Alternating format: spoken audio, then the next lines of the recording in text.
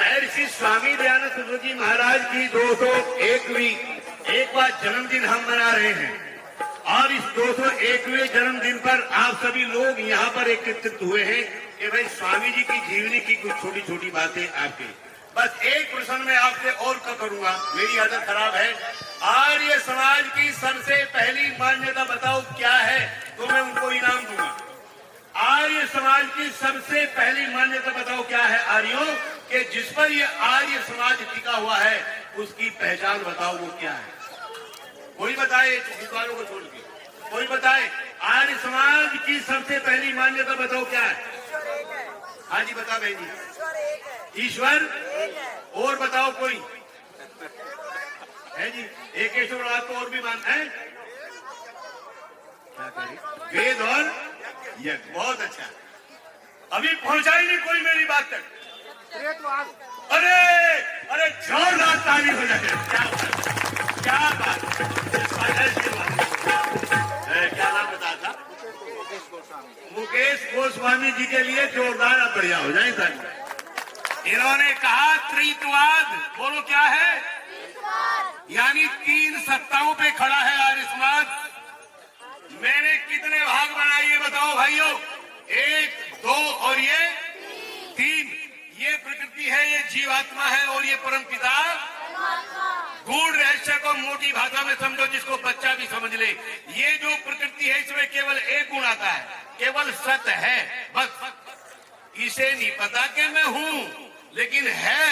और जब हम श्रीमान जी के पास आते हैं, किसके पास, जीवात्मा के, जोर से बोला करो बच्चों, जीवात्मा के, इसमें 2 गुण हो जाते हैं माताओं। जहां ये सत्य है वहां ये चित्त भी है, क्योंकि इसमें चिंतन करने की शक्ति है। इसे पता है कि मैं हूं, बोलो पता है नहीं क्या? इसे नहीं पता कि मैं हूं, इसे पता है कि मैं हूं। अगर इसे नहीं पता तो ये कौन कहता है कि ये मेरी नाक है, ये मेरी आंख है, ये मेरे कान है?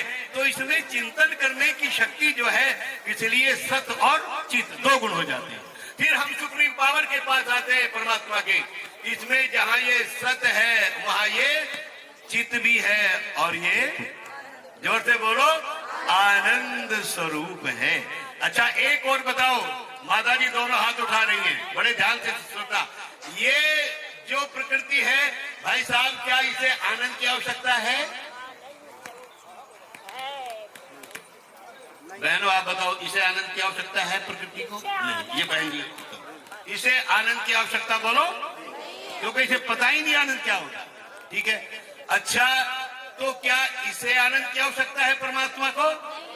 बोलो, क्योंकि आवश्यकता उसको होती है जो अपूर्ण हो, और जो पहले ही पूर्ण है तो उसको आवश्यकता बोलो। अच्छा ये बीच में जो श्रीमान जी है जीवात्मा, बोलो इसे आनंद की आवश्यकता है जी? तो ये चला चला चला चला चला चला चला, ये कहाँ चला गया जिसकी चर्चा अभी विद्वान कर रहे थे? त्रिवेणी। कहाँ चला गया? बोलो आनंद मिला क्या? मिला आनंद? अरे जोर से बोलो। मुक्ति जरूर हो गई कुछ लोगों की, ठीक है। अच्छा यहाँ नहीं मिला तो फिर ये चला चला चला चला फिर यहाँ आया, लेकिन यहाँ भी नहीं टिका, फिर भाग गया, फिर आया, फिर भाग गया, फिर आया। इसकी प्रॉब्लम यह है कि ये टिकता। फिर योग दर्शन 3 बातें कहता, अभ्यास, वैराग्य और शुद्धि करो। बार बार अभ्यास करो, बार बार अभ्यास करो, बार बार। और शुद्धिकरण 2 प्रकार का होता है माताओं, एक बाहर का और एक अंदर का। ये शुद्धि कौन करेगा? जो योग करना चाहेगा, परमात्मा से मिलना चाहेगा।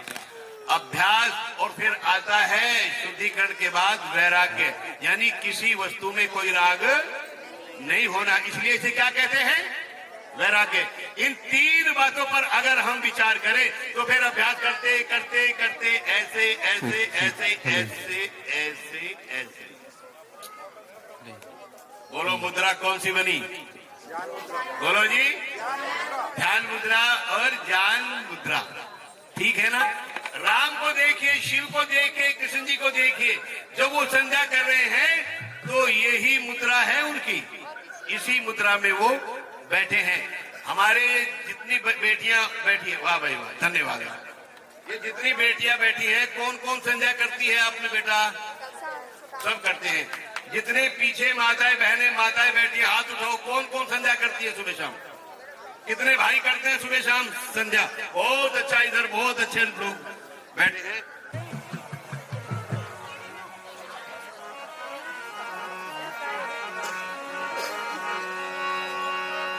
जब इस देश का बेड़ा ये मझधार जा रहा था, तो गुजरात की तरफ से एक मल्लाह भी आ रहा था।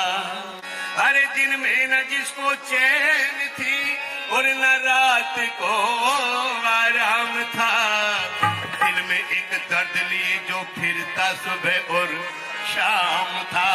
पथिक अपनी जान देकर कि वो हम में जान डाल गया, उसका स्वामी दयानंद सरस्वती नाम था।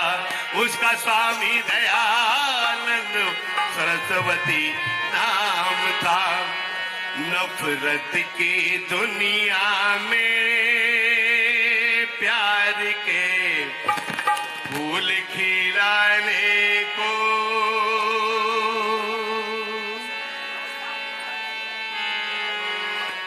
नफरत की दुनिया में प्यार के फूल खिलाने को आए थे ऋषिराज। नफरत की दुनिया में प्यार के फूल खिलाने को आए थे ऋषिराज, आए थे ऋषिराज। अरे अपने भारत को फिर विश्व का गुरु बनाने को आए थे ऋषिराज। नफरत की दुनिया में प्यार के फूल खिलाने को आए थे ऋषिराज।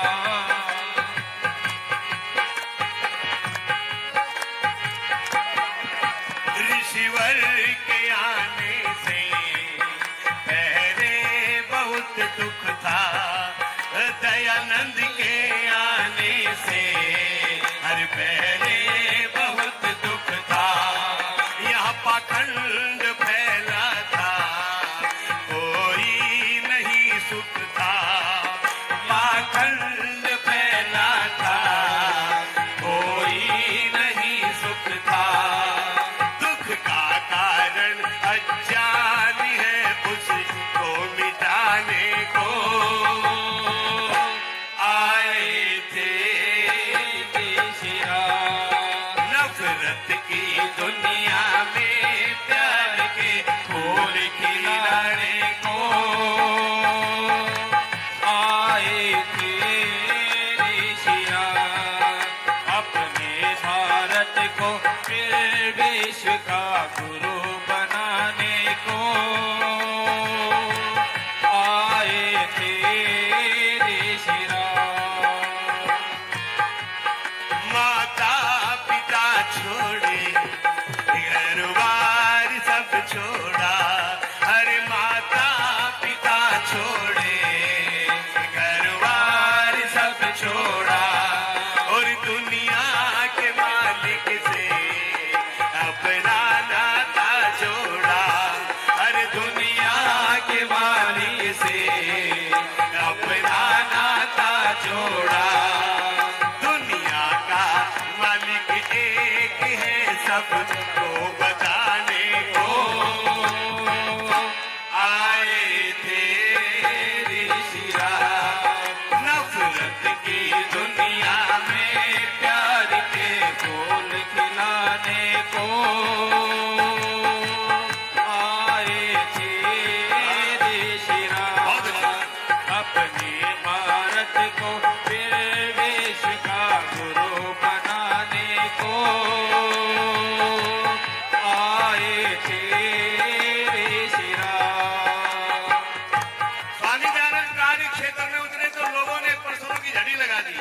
एक व्यक्ति उठ करके बोला, स्वामी जी एक बात बताओ, आप कहते हो कि संध्या करो, हमें ये बताओ कि संध्या करने का लाभ क्या होगा।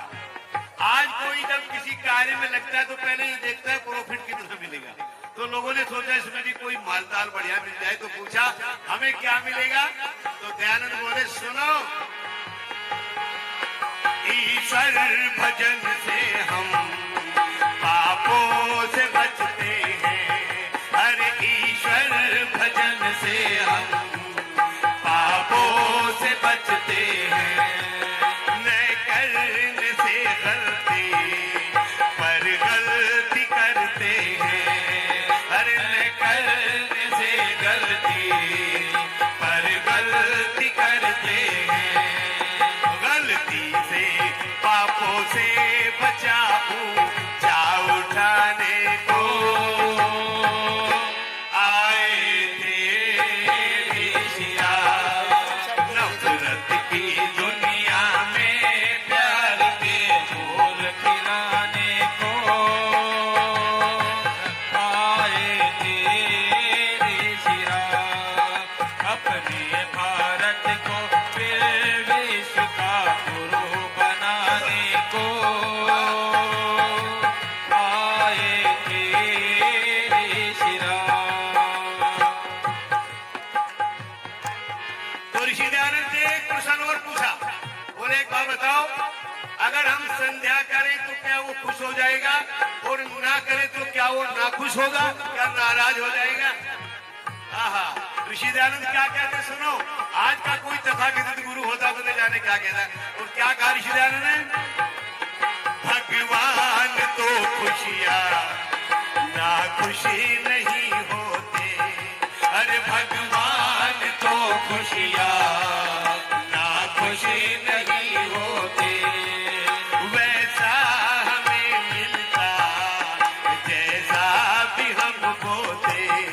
अरे वैसा हमें मिलता जैसा भी हम बोते।